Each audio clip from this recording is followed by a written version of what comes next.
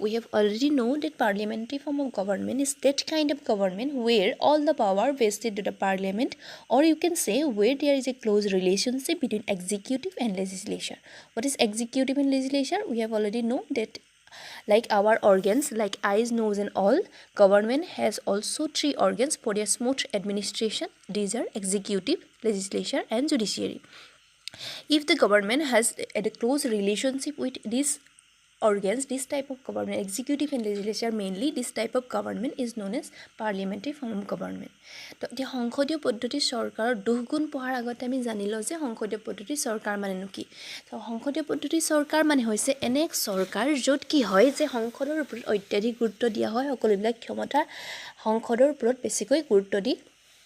ক্ষমতাবিলাক অৰ্পণ কৰা হয়। আৰু লগতে তোমালোকে এনেকেও ভাবিব পাৰা যে ক'ব পাৰা যে য'ত কাৰ্যপালিকা আৰু বিধানমণ্ডলৰ মাজত কি হয় ওচৰ সম্পৰ্ক থাকে তেনে চৰকাৰে হৈছে সংসদীয় পদ্ধতি চৰকাৰ। এতিয়া কৈছে কাৰ্যপালিকা আৰু বিধানমণ্ডল মানে কি, আমি কৈছে যেনেকৈ আমাৰ অংগ থাকে, বিভিন্ন ধৰণৰ অংগ থাকে, চকু থাকে, কাণ থাকে, নাক থাকে, ঠিক তেনেকৈ চৰকাৰখন সুস্থভাৱে পৰিচালনা কৰিবৰ কাৰণে কি হয় চৰকাৰৰ 3টা অংগ থাকে। সেয়া হৈছে কি কাৰ্যপালিকা, ন্যায়পালিকা আৰু বিধানমণ্ডল। আৰু ইয়াত কৈছে কি যে যি চৰকাৰত কাৰ্যপালিকা আৰু বিধানমণ্ডলৰ মাজত সুসম্পৰ্ক আছে তেনে চৰকাৰে হৈছে সংসদীয় পদ্ধতি চৰকাৰ। ঠিক আছে, এইখিনিলৈকে এতিয়া চাম what are the merits and demerits of this type of government. Before going to demerits, let's discuss about merits. কাৰণ সদায় কি হয় যে বেয়া গুণটো আগতকৈ আমি সদায় ভাল গুণটো চোৱাটো প্ৰয়োজনীয়। তো সেইকাৰণে প্ৰথম আমাৰ গুণটো কি হ'ব পাৰে, ভাল গুণটো কি। প্ৰথমতে কৈছে যে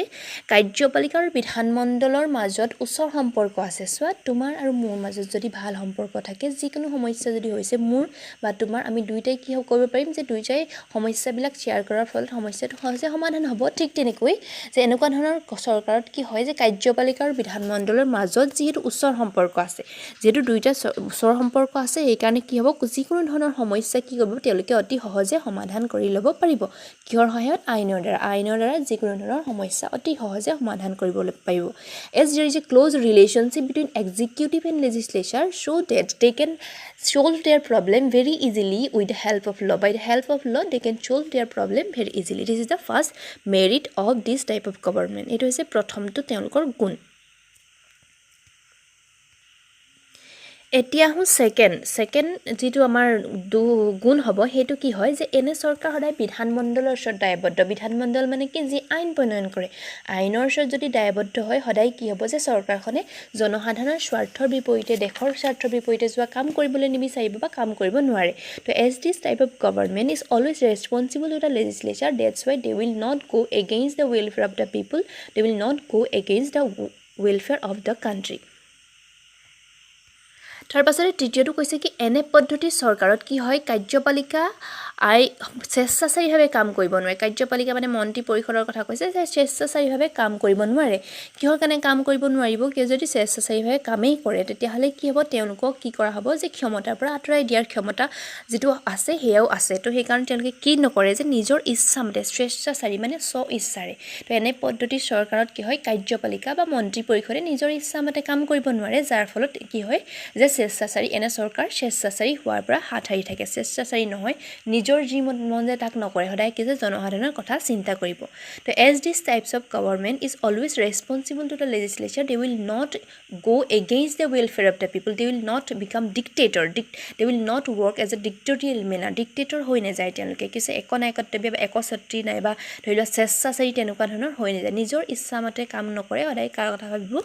সদায় জনসাধাৰণৰ কথা ভাবিব। নহ'লে যদি তেনেকুৱা নহয় কি হ'ব তেওঁলোকক কি কৰিব পাৰে? আইনে তেওঁলোকৰ ক্ষমতাৰ পৰা আঁতৰাই দিব পাৰে। তো এইটো হৈ গ'ল তেওঁলোকৰ এনে চৰকাৰৰ আন এক গুণ। তাৰ পাছতে আহিলে 4 নম্বৰটো। 4 নম্বৰত কি কৈছে যে এনে পদ্ধতিৰ চৰকাৰে জনমতক সদায় গুৰুত্ব দি কাৰ্য সম্পাদন কৰে। নহ'লে কি হ'ব পাৰে যে তেওঁলোকে বিৰোধী পক্ষৰ সমালোচনাৰ সন্মুখীন হ'ব। আমি চৰকাৰখন কিহৰ কাৰণে পাতিছোঁ? যাতে জনসাধাৰণৰ মতামতক গুৰুত্ব দিয়ে, জনসাধাৰণৰ ভালৰ কাৰণে হয়। যদি সেই চৰকাৰখনে কি হয় জনসাধাৰণৰ ভালৰ কাৰণে কাম নকৰে তেতিয়াহ'লে কি কৰিব পাৰে? আমি জানো যে চৰকাৰখনত কি থাকে, এটা শাসক পক্ষ থাকে আৰু বিৰোধী পক্ষ থাকে। তো বিৰোধী পক্ষই তেওঁলোকক সমালোচনা কৰিব, সেইকাৰণে তেওঁলোকে কি কৰে? সদায় জনমতক গুৰুত্ব দিয়ে। নিদিয়ে they always give importance to the public opinion if they not doing this then they will face to criticize by the opposition party they have to they will criticize the opposition party will criticize the ruling party that's why they will always give importance to the opinion of the people public opinion they will always give importance to the public opinion আৰু তাৰপিছতে কৈছে কি লাষ্টৰ number 5 এই পদ্ধতি চৰকাৰ নমনীয় চৰকাৰ নমনীয় মানে কি তেতিয়াহ'লে নমনীয় মানে হৈছে যাক আমি সহজে সংশোধন কৰিব পাৰোঁ সহজে আমি কিটো শুদ্ধ কৰি ল'ব পাৰোঁ চেঞ্জ কৰি ল'ব পাৰোঁ যেহেতু এনে চৰকাৰত কি হয় যে কাৰ্যপালিকা পৰিৱৰ্তন মন্ত্ৰী পৰিষদক আমি সহজে পৰিৱৰ্তন কৰিব পাৰোঁ তেতিয়াহ'লে এইটো এটা ভাল কথা কেতিয়াবা এনেকুৱা হ'ব পাৰে যে কোনোৱে ভাল কাম কৰা নাই তথাপি আমি তেওঁক সহ্য কৰিবলগীয়া হ'ব পাৰে তো সেইটো নহ'বও পাৰিছে ইয়াত মানে কি হয় যে এইটো নমনীয় পদ্ধতি আমি কাৰ্যপালিকাক আমি যিটো সহজে সংশোধন কৰিব পাৰোঁ পৰিৱৰ্তন কৰি ল'ব পাৰোঁ তো সেইকাৰণে এনে চৰকাৰৰ এইটো এটা ভাল গুণ as this government is very flexible in nature what is flexible means those which we can change it very easily amend it very easily this type of government we can change the our executive very easily that's why this type of government is very flexible in nature which is very good in nature and which is also a merit of this type of government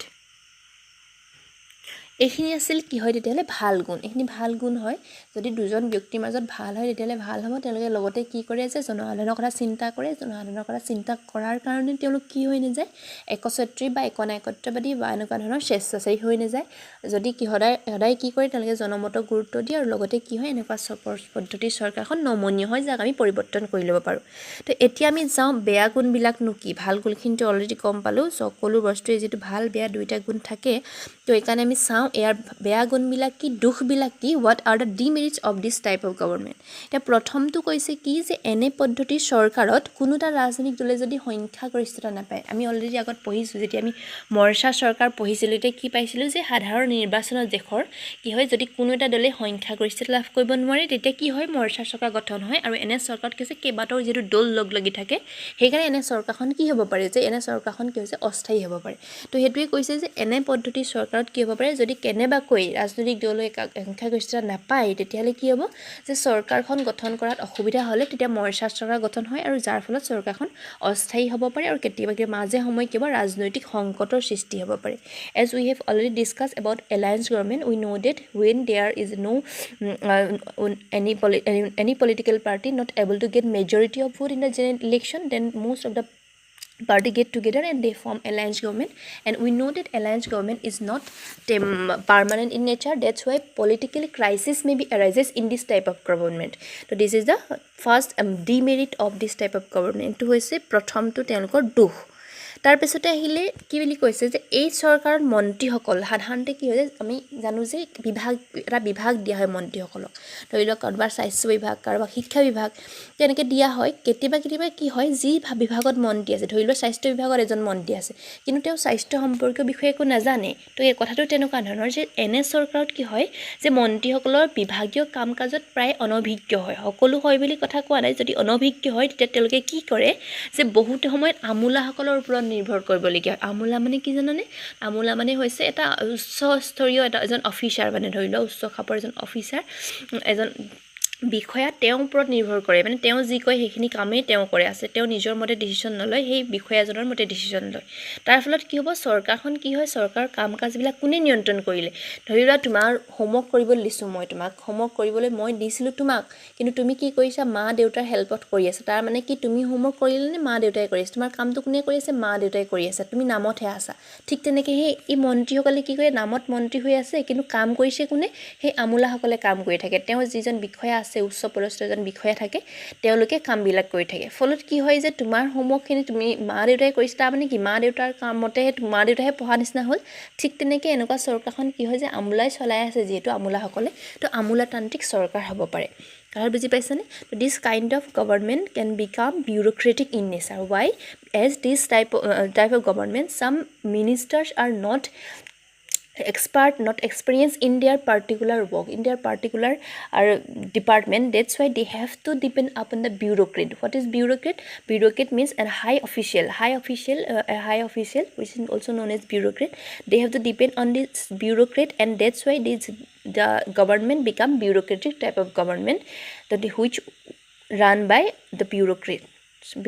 বিউৰ'ক্ৰেটছবিলাকে কি হয় যাক এখন চলাব সেয়া হৈছে কি হয় আমাৰ তেতিয়াহ'লে আমোলাতান্ত্ৰিক চৰকাৰলৈ ৰূপান্তৰিত হ'ব পাৰে তোমাক হোমৱৰ্ক দিছোঁ তুমি নকৰি মা দেউতাক কৰাই আছা তেনেকুৱা ধৰণৰ কথা মানে মন্ত্ৰীজনে কাম নকৰি কি কৰি আছে যে সেই আমোলাসকলৰ সহতই কৰাই আছে তো এইটো তেওঁলোকৰ যিহেতু এটা কি হ'ব বেয়া হ'ব আমোলাতান্ত্ৰিক চৰকাৰে হৈ গ'ল আমোলাহে চলাই আছে তো এইটো এটা দুখ হৈ গ'ল কাৰ সংসদীয় পদ্ধতিৰ চৰকাৰৰ তাৰ পাছতে আহিলে আমাৰ কি যে এনে পদ্ধতিৰ চৰকাৰত কি হয় বুলি কৈছে ক্ষমতাৰ পৃথকীকৰণ নাই আমি আগতে কৈছোঁ যে there is a close relationship between executive and legislature কাৰ্যপালিকা আৰু বিধানমণ্ডলৰ মাজত ওচৰ সম্পৰ্ক আছে তাৰ মানে কি ক্ষমতাটো গোটেইখিনিৰে আছে ক্ষমতাটো ভাগ ভাগ কৰি দিয়া নাই এই তিনিটা অংগ যে আছিল চৰকাৰৰ কাৰ্যপালিকা ন্যায়পালিকা বিধানমণ্ডল তেওঁলোকৰ মাজত ক্ষমতাটো ভাগ নাই কৰা তাৰ ফলত কি হৈছে ক্ষমতাৰ পৃথক কৰা নাই যিহেতু ক্ষমতা পৃথক কৰি নিদিয়াৰ কাৰণে কি হৈছে সকলো হাতত ক্ষমতা আছে মন্ত্ৰী পৰিষদৰ হাতত ক্ষমতা আছে যাৰ ফলত কি হয় মানুহ এজন বেছিকৈ যদি ক্ষমতা পাই যায় পাৱাৰ পাই যায় কি হ'ব পাৰে মানুহজন কিছু একনায়কত্ববাদী শাসন চলোৱাৰ সম্ভাৱনা থাকে তেওঁ মানে নিজৰ মতে নহয় মই নিজেই মতে কৰিম তেনেকুৱা ধৰণৰ হ'ব পাৰে তো সেইটো কথা হৈছে যিহেতু ইয়াত কি হৈছে ক্ষমতাৰ পৃথকীকৰণ কৰি দিয়া নাই ক্ষমতাটো সকলোৰে হাতত আছে as this type of government there is no separation of power among executive legislature and judiciary that's why all can use their powers and hence they become dictator they can act like a dictator that's why this type of government become a dictator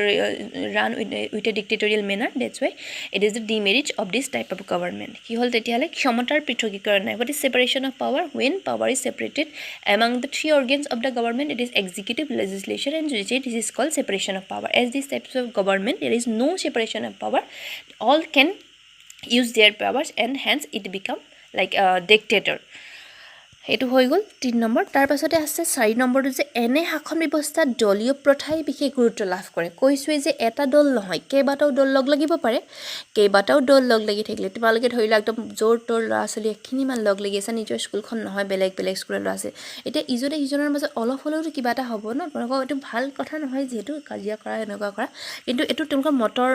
অমিল হ'ব পাৰে নাই বা কিবা ক্ষেত্ৰত মিল নাথাকিব পাৰে তেনেকুৱা হয় তো যিহেতু বিভিন্ন ধৰণৰ দল থাকে এই দলবিলাকৰ মাজত কেতিয়াবা কি হ'ব পাৰে যে বিখমবাদৰ সৃষ্টি হ'ব পাৰে তেওঁলোকৰ কথাৰ মিল নাথাকিব পাৰে মাজে তেওঁলোকৰ অন্তকণ্ডল সৃষ্টি হ'ব পাৰে ভিতৰি কাজিয়াৰ সৃষ্টি হ'ব পাৰে যাৰ ফলত ৰাজনীতিটো বিখাক্ত হ'লেই লগতে চৰকাৰৰ কাম কাজ কৰাটো কি হৈছে বিৰূপ প্ৰভাৱ পৰিব ভাল নহ'ব মানে চৰকাৰৰ কাম কাজ ভবামতে কৰিব নোৱাৰিব তো as we know that there is a various type of political parties are there in this type of government there maybe arises some political crisis among the political parties that's why it will adversely affected to the works of the government that's why it is adversely affected the works of the governmentor কামত চৰকাৰৰ কাম কাজত বেয়া প্ৰভাৱ পেলাব পাৰে এটো হৈ গ'ল লাষ্টটো কৈছে যে এনে পদ্ধতি চৰকাৰৰ বিৰুদ্ধে এটা সদায় অভিযোগ হয় কি অভিযোগ হয় তেওঁলোকে সদায় কমপ্লেইন কৰে যে মানুহবিলাকে যে এনে চৰকাৰত বিধানমণ্ডলৰ সদস্যসকলক নিৰ্বাচন কৰিলে এবাৰ সদস্যসকল নিৰ্বাচিত হৈ গ'ল তাৰপিছত তেওঁলোকে কেতিয়াবা কি কৰে চাবাচোন তেওঁলোকে আমাৰ ভালৰ কাৰণে কাম নকৰে যেতিয়া ভালৰ কাৰণে কাম নকৰে জনস্বাৰ্থৰ বিপৰীতে কাম কৰে তথাপিও কি হ'বলগীয়া হয় যে পুনৰ নিৰ্বাচন নহালৈকে আমি কি কৰিব লাগে তেওঁলোকৰ সেই প্ৰতিনিধিসকল যিখন আমি নিৰ্বাচন কৰি পঠিয়াইছিলোঁ মন্ত্ৰীসকলক তেওঁলোকৰ সেই বেয়া কামবিলাক আমি বহু দিন ধৰি সহ্য কৰি থাকিব লাগে তো সেই কাৰণে কি হৈছে যে এইটো এটা ভাল গুণ নহয় যেটা আমি জানো যে কি হয় তেওঁলোকক 5 বছৰৰ কাৰণে বা কিবা এটা টাৰ্মছৰ কাৰণে আমি নিৰ্বাচন কৰিলোঁ নিৰ্বাচন কৰাৰ পিছত কি হৈছে তেওঁলোকে আমাৰ ভালৰ কাৰণে কাম নকৰিলে সেই যিসকলক আমি প্ৰতিনিধি কৰি পঠিয়াইছিলোঁ তেওঁলোক ভালৰ কাৰণে যেটো কাম নকৰিলে তথাপিও আমি কি হ'ব লাগিব তেওঁলোকৰ সেই বেয়া কুকৰ্মখিনি সহ্য কৰি থাকিবলগীয়া till the next election come তাৰ বুজি পাইছা so we have to wait for the till next election if they are not working for the welfare of the people if they are not working for the welfare of the people so we have to wait for the next election to remove this these ministers and all this remove this executive so this is the demerit of this kind of government eto eta beya gun hoy jetu ami kete roi thikbole bahut din telkor beya kormo bilak hoycho kori to ekhini asil সংসদীয় পদ্ধতি চৰকাৰৰ দুখ আৰু গুণ তো গুণ আৰু দুখখিনি বুজি পাইছে নে সংসদীয় পদ্ধতি চৰকাৰ মানে কি বুজি পাইছা যত কি হয় এই তিনিটা অংগৰ মাজত কিছু ভাল সম্পৰ্ক থাকে যত তেওঁলোকৰ মাজত আৰু কি বৈশিষ্ট্য আছিল মনত আছে নে কেৱটা এটা characteristic there are two heads কি আছিল real heads and nominal heads এজন কি আছে নামমাত্ৰ কাৰ্যপালিকা আৰু এজন প্ৰকৃত কাৰ্যপালিকা নামমাত্ৰ কোন আছিল যিজন আমাৰ ৰাষ্ট্ৰপ্ৰধানজন হ'ব ৰজা বা ৰাণী হ'ব পাৰে ৰাষ্ট্ৰপতি হ'ব পাৰে তেওঁ হৈছে নামমাত্ৰ কাৰ্যপালিকা he is a nominal head king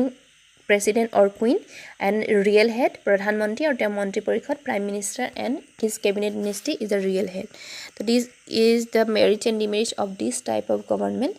এইখিনি আছিল সংসদীয় পদ্ধতিৰ চৰকাৰৰ দুখ আৰু গুণ. যদি কিবা বুজি পোৱা নাই তোমালোকে মোক ক'বা. ইয়াৰ পাছত আমি পঢ়িম ৰাষ্ট্ৰপতি পদ্ধতিৰ চৰকাৰ. এইখিনি ভালকৈ চাই ল'বা, যদি বুজি পোৱা নাই তেতিয়াহ'লে ক'বা.